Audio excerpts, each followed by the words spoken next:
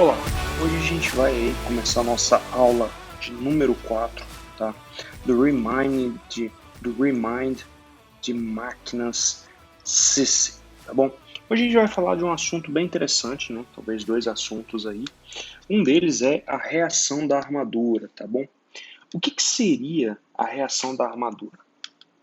Imagine, tá? Aqui, mais ou menos um campo, tá?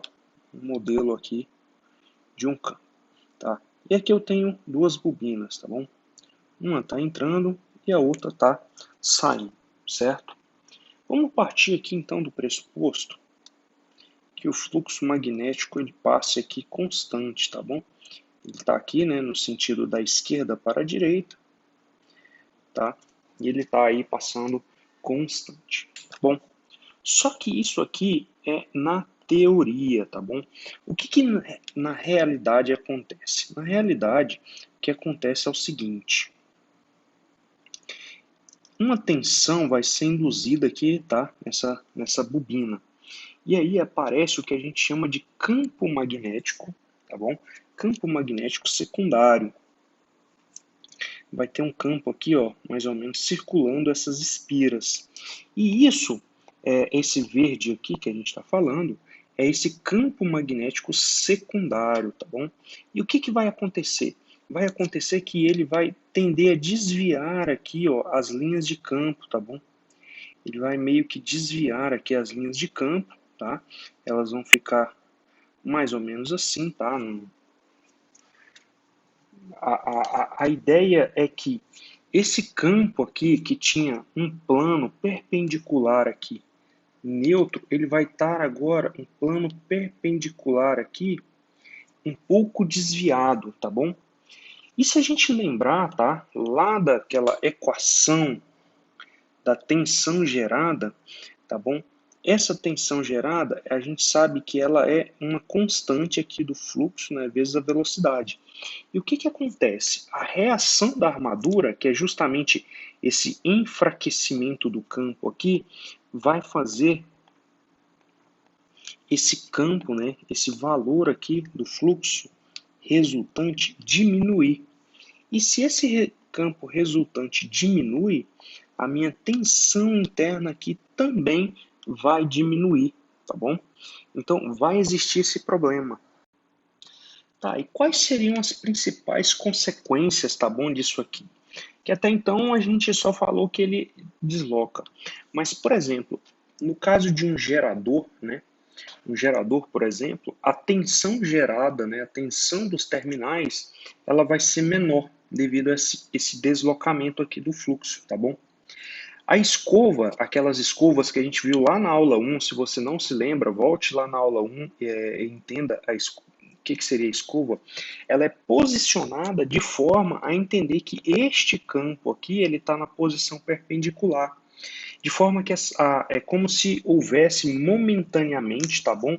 Devido a esse deslocamento aqui, um curto-circuito momentâneo ali entre as bobinas, tá? Porque a minha escova está pegando no mesmo momento em duas bobinas diferentes. E aí isso pode gerar centelhamento, faiscamento e pode levar a uma deterioração mais rápida aí das escovas, da máquina, tá bom?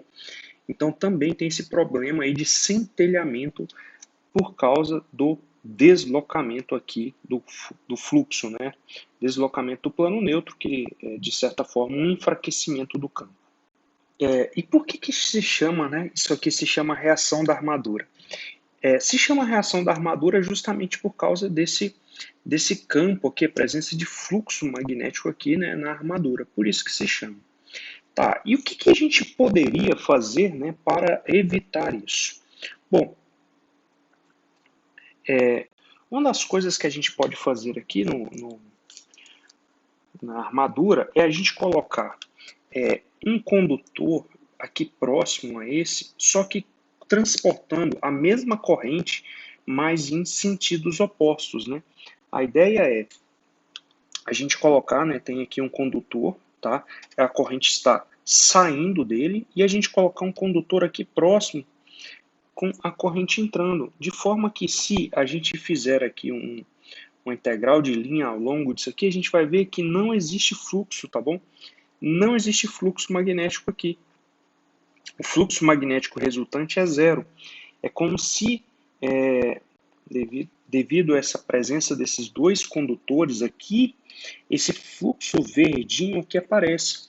Essa é a forma que a gente chama de compensação de enrolamento, né? A gente coloca um enrolamento, né, um enrolamento adicional, que é chamado de enrolamento de compensação, de forma, né, ele é conectado, né, em série com o enrolamento da armadura, que ele carrega a mesma corrente de forma oposta, né? E aí a ideia é que ele anular esse campo. Forma, né, também de se fazer são os interpolos, tá?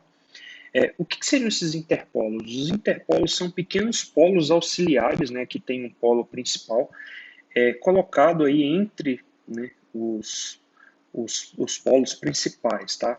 O enrolamento aí dos interpolos são conectados em série também aqui com esse enrolamento da armadura, e cada interpolo é enrolado de tal maneira que sua polaridade magnética é igual à do polo principal à sua frente, né?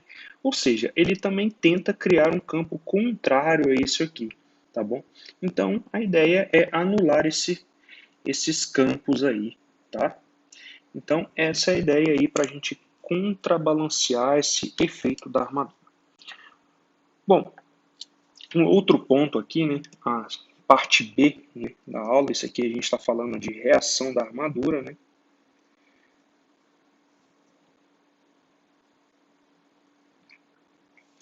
A gente pode falar então das perdas do motor, tá bom? A gente pode desenhar aqui um circuito, né, de excitação dependente, e a gente pode tratar aí de algumas perdas principais, né, que existem no motor, tá bom? E a gente vai entender um pouquinho da natureza dessas perdas, tá? Essas perdas não são tão cobradas, vamos dizer assim, igual no transformador, mas a gente só vai passar, dar uma passagem en passant aí, né, por essas perdas. Bom, diferentemente do transformador, no motor a gente tem três tipos de perdas, tá bom? O primeiro tipo de perda é o que a gente chama de perda elétrica, tá? Então, o primeiro tipo de perda aqui são as perdas elétricas. E perdas elétricas, aqui eu estou falando de perdas, tá? No sentido de tanto nos enrolamentos de campo, tá bom? Ou perdas Joules. Então, por exemplo, aqui no enrolamento de campo, né, que é esse segundo aqui, eu vou ter perda tanto do fluxo magnético, né, que vai se dispersar aqui, então isso é uma característica de perda magnética, quanto a perda Joule, né, o aquecimento aqui do campo também, porque tem uma corrente elétrica passando aqui, e semelhantemente aos transformadores, a gente vai ter esse aquecimento que é uma perda Joule. O outro tipo de perda aqui também, né, é uma perda aqui na tensão induzida aqui da armadura, né, um campo também vai ser induzido nela, então vai ter essa dispersão desse fluxo, né, essa perda aqui do fluxo que atravessa o campo até a armadura, tem essa dispersão, e tem também aqui então a perda Joule, né, dos enrolamentos aqui da armadura, né, ele vai estar percorrido por uma corrente, se ele está percorrido por uma corrente, ele vai então ter aí essa perda Joule, tá bom? A segundo tipo de perda também são as perdas no núcleo, né, perdas magnéticas, tá bom? E o que seriam essas perdas no núcleo? São os mesmos tipos de perdas que acontecem no transformador. A gente sabe aqui, ó, por exemplo, esse núcleo aqui, ele é um núcleo de um material com permeabilidade finita. Se ele é um núcleo com permeabilidade finita, correntes parasitas vão surgir aqui, né? E a gente vai ter perdas aí por correntes parasitas. E tem também a questão da esterese, né? Então a gente vai ter perda no núcleo por questões de esterese.